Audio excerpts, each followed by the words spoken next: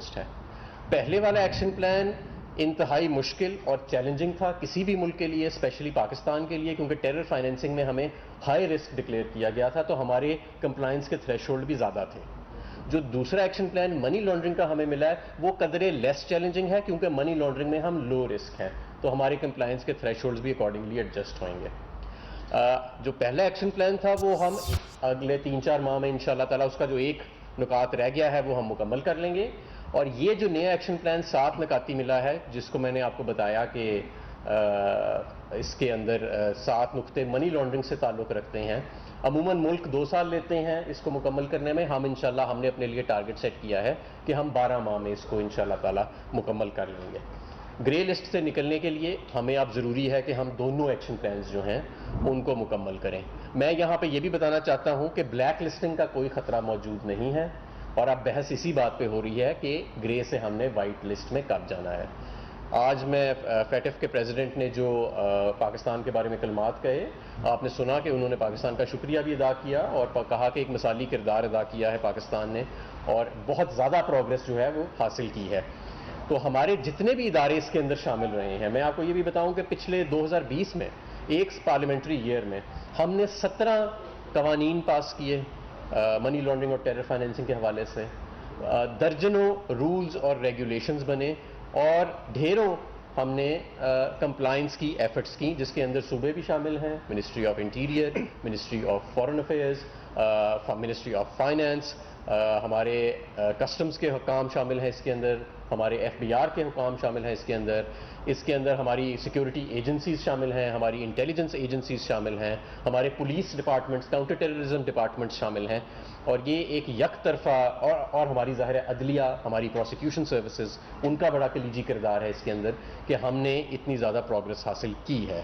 تو آج ہماری پروگرس کو اکنالج کیا جا رہا ہے. البتہ کہ ابھی گرے لسٹ سے نکلنے کا سفر کچھ باقی ہے، لیکن پاکستان کی آج وہ صورتحال نہیں جو 2 سال پہلے تھی، اور اب ہم ہائی کمپلائنس کے تھریش ہولڈس کے قریب ہیں فیٹف کے اس پروگرام کے اندر. ہمارے مستقبل کے اندر بھی ہم نے اب انشاءاللہ جو میں نے آپ کو بتایا اگلا 1 سال ہم نے ٹارگٹ کیا کہ اگلے 3-4 مہینے میں جو ایک نقطہ رہ گیا ہے 27 میں سے اس کو بھی مکمل کریں گے، اور جو 7 نقطے رہ گئے ہیں منی لانڈرنگ کے حوالے سے جو دوسرے ایکشن پلان کے حوالے سے، اس کو بھی ہم انشاءاللہ تعالیٰ ود ان 12 months کمپلیٹ کریں گے. اور جب ہم یہ دونوں ایکشن پلانس کمپلیٹ کر لیں گے تو پھر ہی ہم گرے سے وائٹ میں جائیں گے. لیکن اس دوران میں سمجھتا ہوں کہ بلیک لسٹنگ کا کوئی خطرہ نہیں، اور نہ ہی گرے لسٹنگ میں رہنے سے ہم پہ کوئی سینکشنز یا ایکسٹرا ڈیو ڈیلیجنس کسی بھی ملک کی طرف سے ہم پہ لاگو ہوتی ہے. تو اب میں آپ کے سوالات لوں گا. جی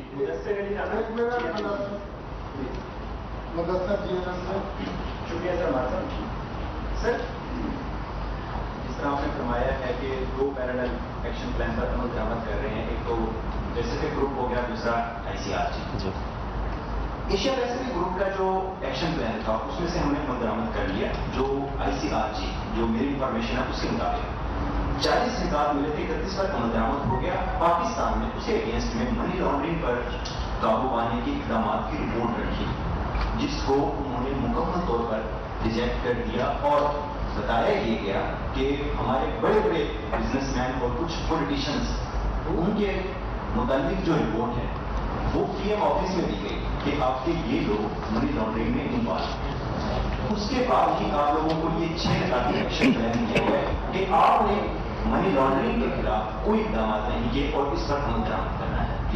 نہیں ایسی کوئی بات نہیں ہے کہ کوئی ایسی لسٹوں کے اوپر نہیں ہے فیٹف چلتا. فیٹف جو ہے وہ سسٹمز کے اوپر منحصر ہے اور قوانین کے اوپر منحصر ہے، اور یہ پہلی دفعہ میں یہ انفارمیشن سن رہا ہوں. ایسی تو قطعاً کوئی بات نہیں ہے. میں آپ کو بتا دیتا ہوں کہ جو ہمارے 40 میں سے 31 ٹیکنیکل کمپلائنس کا فریم ورک ہے اس کے اگینسٹ ہمیں ایکشن پلان نہیں ملا. وہ تو میں نے آپ کو بتایا کہ 30 سے اوپر وہ ملک ہوتے ہیں جو ہائی کمپلائنس میں ہوتے ہیں، اور ہم اس میں شامل ہو گئے ہیں.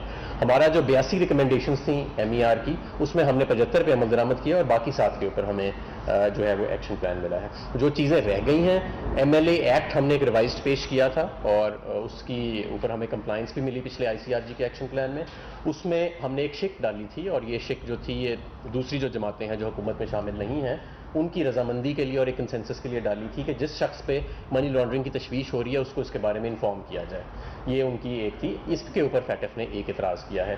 دوسرا D N F P Ps ہوتے ہیں سیکٹرز مختلف جن کی ریگولیشن کی بات ہوتی ہے, تو وہ ریئل اسٹیٹ اور جیمز اینڈ جولر سیکٹرز جو ہے اس پہ وہ سمجھتے ہیں کہ ہمیں مزید افیکٹونیس کی منی لانڈرنگ کے پوائنٹ آف ویو سے ضرورت ہے. بینیفیشل اونرشپ ٹرسٹس وغیرہ کے حوالے سے زیادہ ہمیں وہ چاہتے ہیں کہ ہم اس کے اوپر بہتر مزید مانیٹرنگ کریں. منی لانڈرنگ ریلیٹڈ جو انویسٹیگیشنز ہیں وہ یہ چاہتے ہیں کہ اب یہ زیادہ تعداد میں پروسیکیوشنز میں جلدی تبدیل ہونی چاہیے. تو یہ چند ان کی ہیں, اور میں سمجھتا ہوں کہ کوئی جو بڑے زیادہ چیلنجنگ نکات تھے ان 82 میں سے ان میں ہم نے کافی وہ کمپلائنٹ ڈکلیئر ہو چکے ہیں, اور یہ میں سمجھتا ہوں لیس چیلنجنگ والے چند تھے جو رہ گئے ہیں. ہمارے ساتھ یہ بتائیے گا کہ آپ نے جیسے تو ذکر کیا, بار بار آپ اس بات کا ذکر کرتے رہے ہیں کہ اسلام کو دنیا کا مشکل ترین ایکشن پلان دیا گیا. تو جب مشکل ترین ایکشن پلان مل رہا تھا اس وقت ہماری ڈپلومیٹک فرنٹ کے اوپر فیلئر تھا کہ ہم اس کو ریزسٹ نہیں کر سکے, یا پھر ہم 26 مقابلے ہم کر چکے ہیں, 27 آلموسٹ ہو چکے ہیں, ٹیکنیکل چیزیں رہ گئی ہیں. تو ابھی بھی ہم جو اسی اسٹیج پہ کھڑے ہیں, ہم ابھی بھی 2-3 ممالک سے زیادہ ممالک کی کیوں سپورٹ حاصل نہیں کر سکے؟ کیا ہمارا یہ بہت بڑا ڈپلومیٹک فیلئر نہیں ہے کہ ہم دنیا کا مشکل ترین ایکشن پلان عمل کر رہے ہیں اور قریب بھی پہنچ گئے ہیں, ابھی تک ہم گئے نہیں ہیں؟ اور سیکنڈ یہ بتائیے گا کہ جو سزاؤں پہ اور پروسیکیوشن کے اوپر جو زور دیا کرتے ہیں, آپ بتا سکتے ہیں کہ کتنے لوگوں کو سزائیں ملی ہیں اور آگے آنے والے دنوں میں اس پروسیس کو کتنا مزید تیز کریں گے؟ آپ کو اس کے اوپر مکمل تفصیل دے دیں گے, اور وہ نیکٹا کے آ بھی گئے ہیں. دیکھیں, جو سب سے مشکل ترین ایکشن پلان ملا وہ تو فروری 2018 میں ملا تھا, اور اس وقت ہماری حکومت نہیں تھی. لیکن اس کے بعد ہم نے اس کو جس طرح ٹیک اپ کیا وہ آپ کے سامنے ایک مثال ہے, اور فیٹف ایز این آرگنائزیشن بھی بدل رہا ہے. آج سے شاید 10 سال پہلے یہ وہ فیٹف نہیں تھا جو آج فیٹف ہے. پوری دنیا میں اس کی اہمیت, اور پہلے یہ صرف ٹیکنیکل کمپلائنس پہ فوکسڈ ہوتے تھے, اب یہ افیکٹونیس کے اوپر ان کی فوکس جو ہے وہ جا چکی ہے. ٹیکنیکل کمپلائنس حاصل کرنا قدرے آسان ہے کیونکہ وہ کاغذوں میں حاصل کرنی ہوتی ہے, افیکٹونیس جو ہے وہ آپ کو گراؤنڈ پہ حاصل کرنی ہوتی ہے. تو یہ ساری چیزیں جو ہیں یہ اپنی جگہ صحیح, لیکن ہماری جو پروگرس رہی ہے وہ میں سمجھتا ہوں مثالی. اس کے علاوہ کوئی اور آپ کا سوال تھا؟ سزاؤں کے حوالے سے اور پروسیکیوشن اور وہ ڈیٹا آپ کو ہم شیئر کر دیں گے اس حوالے سے. نہیں, ہمارے پاس اس کا آگے حصہ ہے جو 27 پوائنٹ ہے, اس میں وہی ہے یو این کے جو ڈکلیئر ٹیررسٹ ہیں انہیں کی سزاؤں کے حوالے سے اور پروسیکیوشن کے حوالے سے بات ہوگی. ایسے کتنے کیسز ہیں اور ان میں کیا پیش رفت ہے؟ اگر آپ جس طرح کہہ رہے ہیں کہ 3-4 ماہ میں اس پہ امپلیمنٹیشن ہو جائے گا, تو کتنے کیسز ہیں ایسے جو جس پہ یہ ذکر کر رہے ہیں جس 27 نہیں, کوئی ایسے ڈیفائنڈ کیسز نہیں ہیں, کوئی ڈیفائنڈ کیسز نہیں ہوتے. ریزنیبل ایفرٹس جو فیٹف کی میتھڈالوجی ہے وہ کہتی ہے کہ کنٹریز نے ریزنیبل ایفرٹس کرنی ہیں, جو یو این ڈیزگنیٹڈ اینٹیز ہیں یا دوسرے اینٹیز ہیں کسی بھی طرح سے جو ٹیررزم فنڈنگ میں انوالوڈ ہیں, ان کی کوئی پروسیکیوشن اور انویسٹیگیشن کے لیے. ہمارے خیال میں تو ہم آلریڈی مکمل کر چکے تھے یہ, لیکن انہوں نے کہا ہے کہ اس میں مزید آپ تھوڑا محنت کریں. آپ تقریباً جو پارشل کمپلائنس میں ہم ابھی ہیں, لیکن پارشل کمپلائنس ہائر لیول پہ ہمیں بتایا گیا کہ ہم ہیں, اور تقریباً بارڈر پہ ہی ہم ہیں اس کو کمپلیشن کے لیے. تو وہ انشاءاللہ تعالیٰ اگلی دفعہ کمپلیٹ کر لیں گے ہم. اچھا جی سر, ہمارے ساتھ ایک تو جو 26 پوائنٹ آپ نے کیے ہیں اور ایک رہتا ہے وہ کنوکشن سے متعلق ہے, پروسیکیوشنز ان انویسٹیگیشنز کے.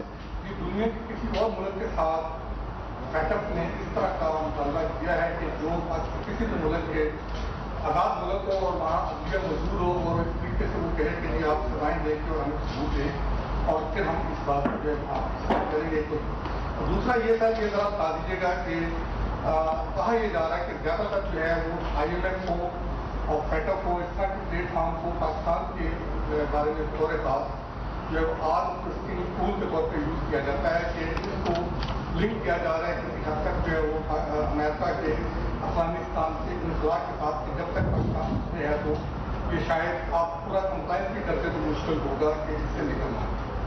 کس سے طرح دیکھیں, ہمیں تو کبھی فیس ٹو فیس ایسی کوئی بات نہیں کی گئی کہ کسی ملک کے جیو پولیٹیکل عزائم کے ساتھ آپ کا لنکڈ ہے یہ فیٹف کا پروگرس جو ہے, اور پروگرس ہمیں ملتی بھی رہی ہے, بے پناہ ملی ہے. آج فیٹف کے صدر کو بھی آپ نے سنا کہ انہوں نے جو تعریفی کلمات کہے پاکستان کے لیے. یہ اس کا فیٹف کی میتھڈالوجی یہ ہے میوچول ایویلیویشن کی، کہ یعنی سب ملک مل کے ایک ملک کی ایویلیویشن کرتے ہیں، پھر دوسرے ملک کی کرتے ہیں، اور اس طرح باری باری ایک دوسرے کی ایویلیویشن کرتے ہیں. ہر ملک کے ظاہر ہے انڈر لائنگ جیو پولیٹیکل عزائم ہوتے ہیں، نیشن سٹیٹس جو ہیں ان کا انٹرسٹ ہوتا ہے سیلف انٹرسٹ، لیکن یہ باڈی تو یہی کلیم کرتی ہے کہ ہم ایک ٹیکنیکل باڈی ہیں، اور ہم جو بھی پروگرس ان کو دے رہے ہیں بالکل سیاسی بنیادوں سے ہٹ کے ایک ٹیکنیکل بنیادوں پہ دے رہے ہیں. باقی جو آپ کا سوال ہے، دیکھیں میں تو حکومت پاکستان کا ترجمان ہوں، میں فیٹف کا ترجمان تو نہیں ہوں، تو میں حکومت پاکستان کی طرف سے ہی بات کر سکتا ہوں کہ ہم اپنی ان کی فیٹف کی ٹیکنیکل میتھڈالوجی کے حوالے سے ہم ان کو جس طرح پہلے پروگرس دیتے رہے ہیں، اور ہر دفعہ ہمیں ایک ڈرامیٹک انکریز ملتا ہے کمپلائنس میں، ہم اسی طرح اسی پولیٹیکل ول کے ساتھ اس سارے معاملے کو سسٹینیبل رکھیں گے اور انشاءاللہ تعالیٰ آگے لے کے چلیں گے. جہاں تک آپ کا دوسرا کیا اتنے ممبر ممالک ہیں میں وہ اس پہ آنے لگا. پاکستان کی کنڈیشن تک کیا میں شواہد ہیں اس طرح کی دوسرے ممالک کے لیے بھی ہے؟ دیکھیں جو میتھڈالوجیز ہیں وہ سب کے لیے برابر ہیں، لیکن رسک پروفائل سب کی مختلف ہیں. یعنی کہ میتھڈالوجی جس کے اگینسٹ جج کیا جائے گا وہ تو سب کے لیے ایک ہی، اور سارے ملکوں کے لیے وہ ایک ہی آئی اوز ہیں جو ہر ملک میں لگتے ہیں، وہ ڈفرینٹ نہیں ہو سکتے کسی ملک کے لیے. لیکن ان آئی اوز کے اگینسٹ کمپلائنس کا تھریش ہولڈ کیا ہے وہ ہر ملک کے لیے ڈفرینٹ ہے ڈپینڈنگ آن اس کی رسک پروفائل کے حوالے سے. اسی لیے میں کہہ رہا ہوں کہ یہ جو دو ہمارے ایکشن پلانز ہیں، ایک منی لانڈرنگ کے حوالے سے ہے، ایک ٹیرر فائنینسنگ کے حوالے سے. ٹیرر فائنینسنگ میں ہمیں ہائی رسک کنسیڈر کیا جاتا ہے، منی لانڈرنگ میں ہمیں لو رسک. اس کا مطلب یہ نہیں کہ منی لانڈرنگ ہوتی نہیں ہے، اس کا مطلب یہ ہے کہ کمپیئر ٹو دوسرے ملک جیسے بہاماز ہیں، آف شور آئیلینڈز ہیں، یا کئی مغربی ممالک ہیں جہاں پہ کھربوں ڈالر کی فلوز ڈیلی ہوتے ہیں، اس کے مقابلے میں پاکستان میں تو فائنینشیل فلوز کم ہے، تو اس لیے ہمارا منی لانڈرنگ کا رسک جو ہے وہ کم ہے. سر بھارتی لابی جو ہے وہ فیٹف میں بڑی ایک افیکٹو اس کا کردار رہا ہے، اور پاکستان کی جانب سے بھی کہا جاتا رہا ہے کہ بھارتی لابی کی وجہ سے پاکستان جو ہے وہ ابھی تک اسٹک ہے وہاں پر. تو کیا آپ کو لگتا ہے کہ پاکستان کو بھی جو ٹیکنیکل کمپلائنس ہے وہ کافی حد تک پوری ہو چکی ہے، جو آپ کہہ رہے ہیں کچھ ٹیکنیکل پوائنٹس رہ گئے ہیں، اس سے ہٹ کر پولیٹیکل جو کنفرنٹ ہے وہ کرنا چاہیے بھارت کو وہاں پر؟ دیکھیں جو بھارت کا جو اصلی چہرہ ہے میں سمجھتا ہوں